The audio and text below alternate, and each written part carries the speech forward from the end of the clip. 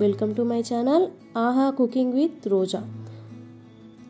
నేను ఈరోజు చేసే రెసిపీ బేబీ పొటాటో కర్రీ చేస్తున్నానండి. చాలా టేస్టీగా ఉంటుంది, ఈజీగా ప్రిపేర్ చేసుకోవచ్చండి. ఎలా చేసుకోవాలో ప్రాసెస్ కూడా చూపిస్తాను. స్కిప్ చేయకుండా ఫుల్ వీడియో వాచ్ చేయండి.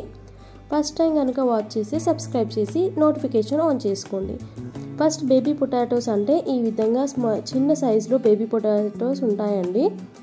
ఇవైతే ఈ విధంగా తీసేసుకోవాలి. ఫ్రెష్గా వాష్ చేసేసి ఇవి మనం కుక్కర్లో వేసేసుకొని ఒక 2 విజిల్స్ వచ్చే వరకు విజిల్ తీసేసుకోవాలండి. ఈ విధంగా వేసేసి బేబీ పొటాటోస్ మునిగేంతవరకు వాటర్ వేసేసి క్లోజ్ చేసేసి స్టవ్ మీద పెట్టేసి ఒక 2 విజిల్స్ వచ్చే వరకు ఉడికించుకుంటే సరిపోతుంది. ఇప్పుడు తీసిన తర్వాత బేబీ పొటాటోస్ చల్లనీటిలో వేసేసి చల్లగా అయిన తర్వాత ఈ విధంగా పొట్టు తీసేసేయాలి. ఈ పొట్టు తీసేసిన తర్వాత ఫోక్ స్పూన్ ఉంటుంది కదా, దాంతో 3 sides ఆర్ 4 sides మనం ఈ విధంగా పెట్టుకోవాలన్నమాట. హోల్స్ అనేవి అన్ని పొటాటోస్కి అలాగే పెట్టేసుకోవాలి.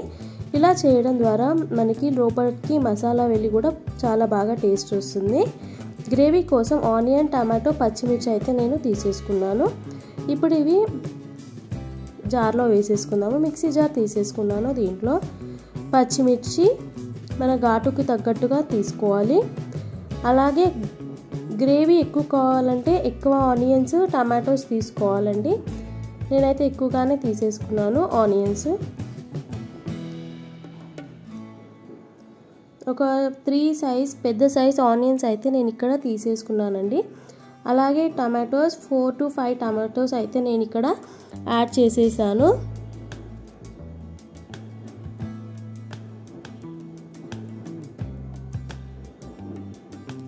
ఈ విధంగా యాడ్ చేయడం ద్వారా చాలా టేస్టీగా వస్తుందండి మనకి బేబీ పొటాటో కర్రీ. గ్రేవీ కోసం ఇంకా ఇంగ్రీడియంట్స్ వేసేస్తామండి దీంట్లో.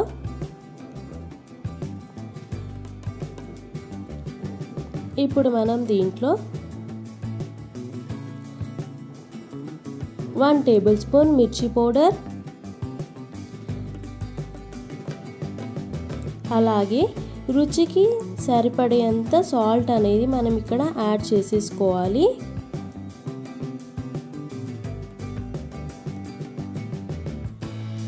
ఈ విధంగా యాడ్ చేసేసి మొత్తం మిక్సీ పట్టేసేయాలన్నమాట. సాల్ట్ అనేది 1.5 స్పూన్ నేను యాడ్ చేసేసాను. అలాగే 1 tablespoon అల్లం వెల్లుల్లి పేస్ట్ కూడా యాడ్ చేసేసి మూత పెట్టి మిక్సీ చేసేసి ఒక బౌల్లోకి నేనైతే ఈ గ్రేవీని తీసేసుకుంటున్నాను అన్నమాట. ఇప్పుడు మనకి మిక్సీ అయిన తర్వాత గ్రేవీ అనేది ఈ విధంగా వచ్చేస్తుంది. ఇప్పుడు కర్రీ ఎలా చేసుకోవాలో చూపిస్తాను. స్టవ్ వెలిగించి ప్యాన్ అనేది పెట్టేశాను. ఇక్కడ ఆయిల్ అనేది యాడ్ చేస్తున్నాను. 7 to 8 tablespoons ఆఫ్ ఆయిల్ అయితే నేను ఇక్కడ యాడ్ చేశాను. ఈ విధంగా యాడ్ చేయడం ద్వారా కొంచెం టేస్ట్ ఆయిల్ ఎక్కువ ఉంటేనే బాగుంటుంది అనమాట ఈ కర్రీకి. 1 tablespoon సాజీరా అయితే యాడ్ చేశానండి.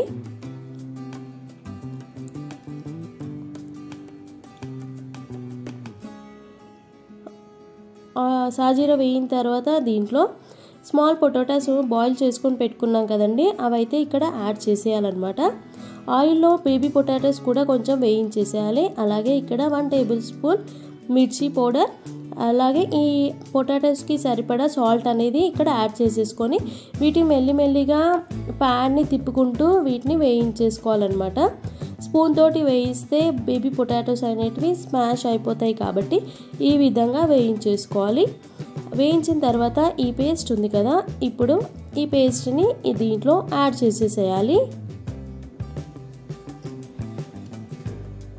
చూస్తున్నారు కదా, ఈ విధంగా యాడ్ చేసేసి మీకు కావాలంటే వాటర్ అనేది యాడ్ చేసుకోవచ్చు. లేకపోతే థిక్నెస్ కావాలి అంటే వాటర్ యాడ్ చేసుకోకుండా సరిపోతుందండి. మెల్లిగా ఒకసారి మిక్స్ చేసేస్తున్నాను. దీంట్లో 1 టేబుల్ స్పూన్ ధనియాల పొడి, అలాగే 1 టేబుల్ స్పూన్ గరం మసాలా పొడి కూడా యాడ్ చేశాను. ఇప్పుడు ఒకసారి మిక్స్ చేసేద్దాము వీటన్నిటిని. మెల్లిగా మిక్స్ చేసేసుకోవాలండి. బేబీ పొటాటోస్ అనేటివి స్మాష్ కాకుండా మిక్స్ చేసేసుకోవాలి. ఇప్పుడు కర్రీ అనేది సిమ్లో పెట్టి కుక్ చేసుకోవాలి. ఆయిల్ అనేది పైన తేలేంత వరకు మనం దీన్ని కుక్ చేసేసుకోవాలండి. ఈ బేబీ పొటాటో కర్రీ అనేది మనకి చపాతీ, బగారా రైస్, బిర్యానీ వీటన్నిటిలోకి బాగుంటుందండి. చూస్తున్నారు కదా, ఇప్పుడిప్పుడే మనకి ఆయిల్ అనేది పైకి తేలుతుంది.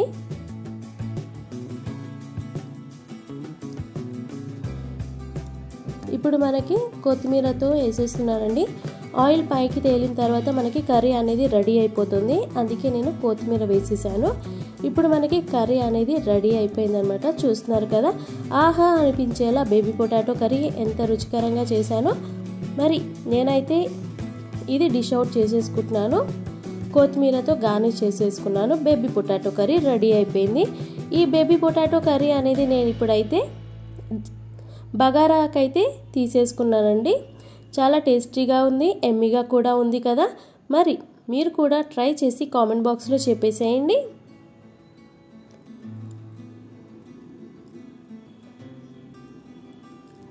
నేను ఆహా అనుకుంటూ రుచికరంగా బగారాతో బేబీ పొటాటో కర్రీ ఇలా అయితే గార్నిష్ చేసేసుకున్నాను. లంచ్కి ఇలా ప్రిపేర్ చేసుకున్నానండి. మరి మీరు కూడా ట్రై చేసి కామెంట్ సెక్షన్లో చెప్పేసేయండి ఎలా వచ్చిందో. అలాగే లైక్ చేయండి, షేర్ చేయండి, సబ్స్క్రైబ్ చేయండి. నా ఫుల్ వీడియో వాచ్ చేసినందుకు చాలా థ్యాంక్స్ అండి. మళ్ళీ ఒక కొత్త రెసిపీతో మీ ముందు ఉంటాను. Thank you all.